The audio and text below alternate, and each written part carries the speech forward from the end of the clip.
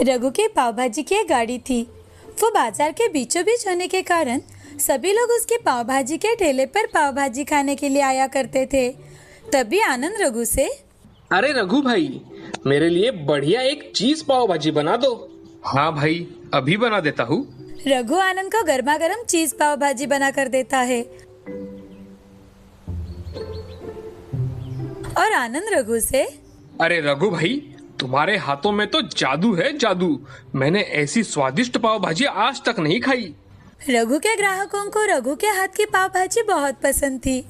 उसकी पाव भाजी का स्वाद दूसरे दुकानों या फिर ठेलों पर ना मिलने की वजह से रघु के ठेले पर हमेशा भीड़ लगी रहती थी। रघु पाव भाजी बनाने की सामग्री के लिए सुबह जल्दी उठकर सब्जी मंडी जाया करता था और ताजी सब्जियां लाता था और घर जाते समय रघु मक्खन खरीदता था। इन्हीं सारी अच्छी चीजों से रघु का धंधा अच्छा चल रहा था और उसके खाने में स्वाद भी बहुत आया करता था। रघु अपने पाव भाजी की प्लेट 25 रुपए से बेचता था और उसके ग्राहक भी बड़े चाव से रघु की पाव भाजी खाया करते थे। रघु का एक दोस्त था गिरिधर। गिरिधर बहुत ही लालची किस्म का आदमी था। वो घर घर जाकर अपने ठेले पर फल बेचा करता था। अगर बहुत से फल बेचने के बाकी रह गए तो रघु के ठेले के पास अपने फलों का ठेला लगवा देता था। रघु और गिरिधर एक दूसरे के सामने आते तो हमेशा ही बातें किया करते थे। तभी एक दिन गिरिधर बातें करते करते रघु से, अरे रघु भैया, आपकी पाव भाजी तो बड़ी ही स्वादिष्ट होती है। उसका स्वाद तो जैसे मुंह में ही रह जाता है। अरे गिरिधर, ये सब ऊपर वाले की कृपा है। तुम्हारे फल भी अच्छी तरह से बेचे जा रहे हैं ना? अरे हाँ रघु भाई, मेरे फल भी बहुत अच्छी तरह से बेचे जाते हैं। मैं तो रात के समय ही बाजार में जाकर फल खरीद कर लाता हूँ और दिन भर वही बेचता हूँ। रात के समय बाजार जाने पर मुझे बहुत सस्ते में फल मिल जाते हैं। क्यों ना तुम भी चलो मेरे साथ, हम बाजार में जाते हैं और फल और सब्जियां खरीद कर लाते हैं। रघु थोड़ा मन में सोचकर गिरिधर से, ठीक है, चलो तो मैं आज तुम्हारे साथ चलता हूँ। रात के समय रघु और गिरिधर अपना ठेला बंद करके बाजार चले जाते हैं। वहां जाकर देखा तो बाजार में बहुत भीड़ थी और सब्जियां बहुत कम दामों में बेची जा रही थी। ये देख रघु गिरिधर से, अरे गिरिधर, यहाँ तो सब्जियां कितनी सस्ती मिल रही है। मैं यही सब्जियां सुबह महंगे दामों में खरीदता हूँ। अरे रघु भाई, इसीलिए तो मैंने तुम्हें यहाँ लाया है। देखो, अब मुनाफा ही मुनाफा। रघु ने उसको प्रतिदिन लगने वाली सब्जियां आधे दामों में खरीद ली और गिरिधर ने भी कल बेचने के लिए कुछ फल खरीद लिए। वो दोनों बाजार से घर चले जाते हैं। अगले दिन रघु ने उन्हीं सब्जियों से पाव भाजी बनाई।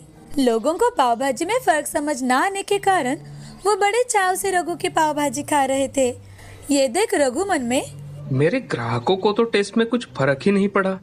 इसका मतलब मैं वही सब्जियां लेकर पाव भाजी बना सकता हूँ। रघु अब हर रोज सस्ते दाम से ही सब्जियां खरीदता था और उनकी पाव भाजी बनाया करता था। उसके मन में दिन ब दिन लालच आने लगा। रघु का मुनाफा भी बहुत बढ़ने लगा था। ये देख रघु बेहद खुश था। उसकी ये खुशी ज्यादा दिन तक टिक न सकी।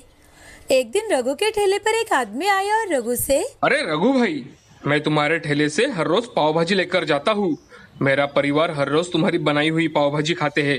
मेरे बच्चों को तो तुम्हारी पाव भाजी खाकर फूड पॉइजनिंग हुआ है। डॉक्टर ने बताया है कि ये सब बाहर की पाव भाजी खाने की वजह से हुआ है। रघु उस आदमी की बातें सुनकर बहुत डर जाता है और रघु उस आदमी से, मैंने तो पाव भाजी अच्छी बनाई थी और बाकी के लोगों को तो कोई प्रॉब्लम नहीं आया, सिर्फ तुम्हें ही प्रॉब्लम कैसे आया? अरे मैं झूठ थोड़ी ना बोल रहा हूँ। रुको, मैं तुम्हारी कंप्लेंट पुलिस स्टेशन में ही करता हूँ। ऐसा कुछ नहीं है भैया, तुम मेरी बात पर विश्वास करो। मेरी पाव भाजी बहुत अच्छी है। उस आदमी की बातें सुन रघु के ग्राहकों ने अपने हाथ में ली हुई प्लेटें नीचे रख दी और वहाँ से चल दिए। रघु अपने ग्राहकों को जाता देख उनको बहुत आवाज देता है, मगर उसकी बात कोई नहीं सुनता। वो अपने ग्राहकों को जाता देख मन में बहुत उदास हो जाता है और वो खुद को कोसने लगता है कि आखिर उसने गिरिधर की बातें क्यों सुनी। गिरिधर की बातें सुन रघु ने खुद का नुकसान कर लिया था। रघु की स्वादिष्ट पाव भाजी अब लोग खाने के लिए नहीं आते थे। वो मन ही मन खुद को बहुत कोसता था। रघु की लालच की वजह से उसने खुद का नुकसान कर लिया था।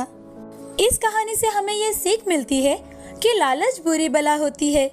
जिंदगी में कभी भी लालच नहीं करना चाहिए।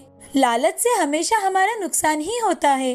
थोड़े से पैसों के लालच में कभी भी अपना नुकसान नहीं करना चाहिए।